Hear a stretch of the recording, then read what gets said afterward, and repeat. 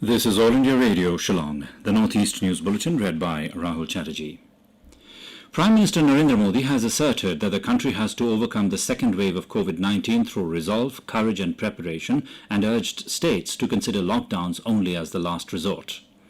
Addressing the nation on the COVID-19 situation, Modi said the focus should be micro-containment zones. He said the government will take care of economic health as well as the health of the countrymen.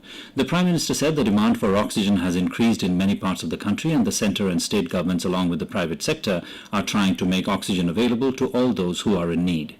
He also said the government is using multiple avenues to ensure the transport of oxygen. He said there will be new oxygen plants in the states and 1 lakh new cylinders will also be delivered soon. Prime Minister Narendra Modi has said the government has ensured that all the vaccine manufacturers not only get all possible help and logistic support, but also the process of vaccine approval is speedy and scientific. Interacting with vaccine manufacturers from across the country through video conferencing, Modi assured all possible support and smooth approval process for the vaccine candidates which are currently under trial phase.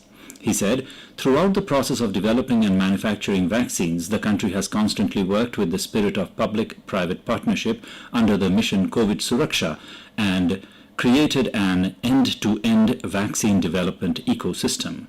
Modi applauded the vaccine manufacturers for their achievements and professionalism. In Meghalaya, 137 new COVID-19 cases were recorded yesterday, bringing the number of active cases to 857. Till date, the total confirmed COVID-19 cases stands at 15,116, out of which 14,105 have recovered, 857 are active, and there have been 154 deaths. The total doses administered so far stands at 1,84,884, while the total number of persons administered both doses are 49,197. Meanwhile, Mizoram has registered 91 new COVID-19 cases in the last 24 hours, taking the state's tally to 4,995. And with the new positive cases, the state currently has 437 active cases. COVID-19 infection has claimed so far 12 people in Mizoram. In Assam, Kamrup Metro District Administration is mulling the option to shift asymptomatic patients to hotels if required. Principal Secretary Health Anurag Goyal and Deputy Commissioner of Kamrup Metro Biswajit Pegu held a meeting with the representatives of private hospitals and hotels in Guwahati yesterday. They told the private hospitals to tie up with hotels in the city for better coordination.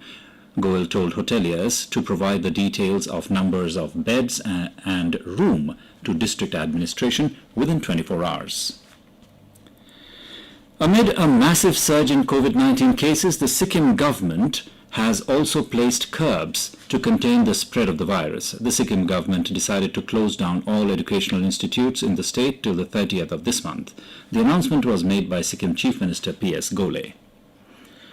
The Department of Personnel and Training has issued guidelines for strict compliance by ministries and departments of the central government in the wake of COVID-19 situation. These guidelines will come into effect immediately and will remain in force until 30th of this month or further orders. In yet another incident of rhino poaching at Assam's Kaziranga National Park, poachers have killed a one-horned rhino and chopped off its horn at the park.